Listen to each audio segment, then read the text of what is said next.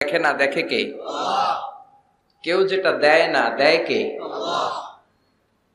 সবার চোখ ফাঁকি দেয়া যায়, কিন্তু আল্লাহর চোখ ফাঁকি দেয়া যায় না। এজন্য মুমিন বিশ্বাস করে আল্লাহ ইজ ওয়াচিং মি, আল্লাহ সুবহানাহু ওয়া তাআলা ইজ অবজার্ভিং মি। আল্লাহ আমাকে দেখছেন, তিনি আমাকে অবজার্ভ করছেন, আমার প্রতিটি কাজ, আমার প্রতিটি মুহূর্ত।